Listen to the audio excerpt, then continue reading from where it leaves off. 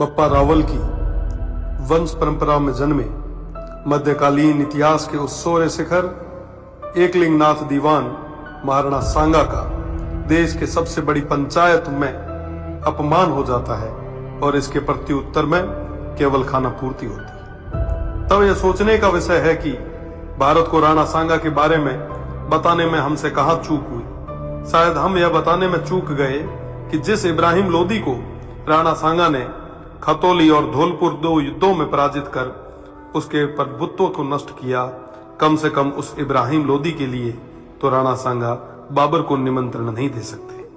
1519 में गागरोन के युद्ध में मालवा के सुल्तान महमूद खिलजी को 3 माह बंदी बनाने वाले, ईडर के युद्ध में गुजरात के मोहम्मद शाह की सेना को पराजित करने वाले, दिल्ली, मालवा और गुजरात की संयुक्त सल्तनतों को हराने वाले तत्कालीन भारत के शक्तिशाली शासक राणा सांगा को कहां जरूरत है किसी विदेशी को आमंत्रित करके सहायता लेने की।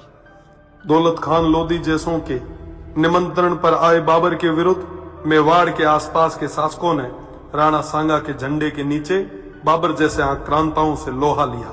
जिस राणा सांगा के साथ आमेर से पृथ्वीराज जी कछवाहा, बीकानेर से कल्याणमल जी, जोधपुर से मालदेव जी, मेड़ता से मीराबाई जी के पिताजी रतन सिंह जी व वीरमदेव जी, ईडर से भारमल जी, बूंदी से नरबत जी हाड़ा, सिरोही से अखेराज जी देवड़ा, सादड़ी से झाला अजय जी, चंदेरी से मदीनी राय प्रतिहार जी, हसन खान मेवाती सहित आसपास के सभी सरदारों का सहयोग हो, उन महाराणा सांगा को किसी विदेशी की सहायता की आवश्यकता नहीं।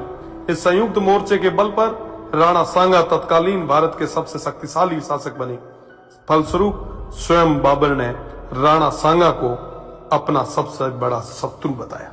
राणा सांगा ने इस संयुक्त मोर्चे के बल पर बाबर को बयाना के युद्ध में पराजित किया और बाबर की सेना को भागना पड़ा।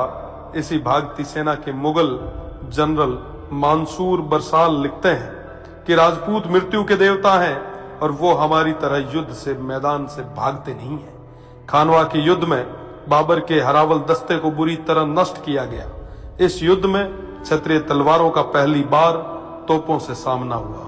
उन तोपों को नष्ट करने के लिए वीरों ने अपने सिर तोपों में देके उन्हें नष्ट किया। आज भी यह खानवा गांव महाराणा सांगा के नेतृत्व में इन देशभक्त सूरवीरों के राष्ट्र व धर्म की रक्षा विदेशी आक्रांताओं बाबर और उनकी सेना से युद्ध करते हुए प्राणोत्सर्ग करने का साक्षी है।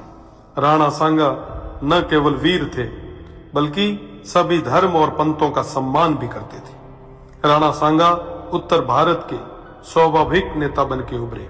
80 गांवों के बाद में भी अडिग ऐसे महान इतिहास पुरुष के बारे में देश को कम जानकारी होना या उनके अपमान पर बिना कुछ विशेष प्रयास किए केवल खाना पूर्ति करना बेहद दुखद है।